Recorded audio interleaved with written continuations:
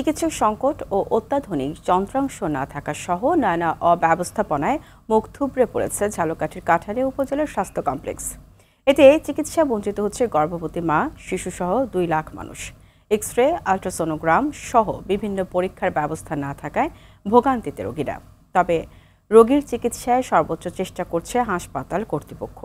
ঝালকাঠি থেকে জহিরুল ইসলাম জলিলের তথ্যছবিতে জানাচ্ছেন ইমরুল কায়েস।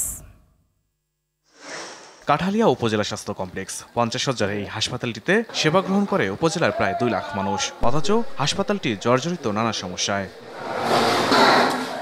অভিযোগ আছে হাসপাতালটিতে প্রতিদিন শতাধিক রোগী আসে, তবে হাসপাতালের 16টি পদের মধ্যে কর্মরত আছে মাত্র 5 জন চিকিৎসক। সার্জারি, মেডিসিন, গাইনি সহ মেডিকেল অফিসারের 11টি পদ শূন্য। ফলে জনবল সংকটের রীতিমতো হিমশিম অবস্থা হাসপাতাল কর্তৃপক্ষের। হাসপাতালে 2টি অ্যাম্বুলেন্সের একটি সবসময় নষ্ট, ফলে রোগী পরিবহনে ও প্রাইভেট অ্যাম্বুলেন্সে রোগীদের গুনতে হচ্ছে অতিরিক্ত ভাড়া। আমাদের চিকিৎসা ঠিক মতো হইতে আছে না, আরো ডাক্তারের দরকার। এদেরকে অনেক কষ্টে ভান্ডারিয়া, রাজাপুর এইসব এলাকায় যেতে হয়, অথচ কাঠালিয়াও একটা স্বাস্থ্যকেন্দ্র থাকা সত্ত্বেও আমরা সেই সুফলটা ভোগ করতে পারি না।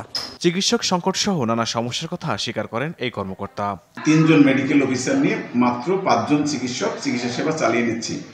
বাকি আমার 11টি পোস্ট এই মুহূর্তে খালি আছে।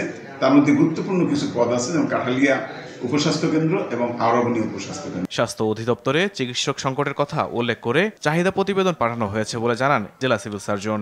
এই মুহূর্তে আমার জনবল সংকট আছে, ডাক্তার থেকে শুরু করে সব টাইপের জনবলের সংকট আছে, যেগুলো আমরা ডাক্তার বাদে অন্য যে জনবল আমাদের ওইটা প্রক্রিয়াধীন আছে, আমরা দরখাস্ত নিয়েছি।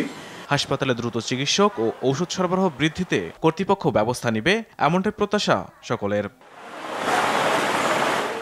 ইমরুল কায়েস, RTV।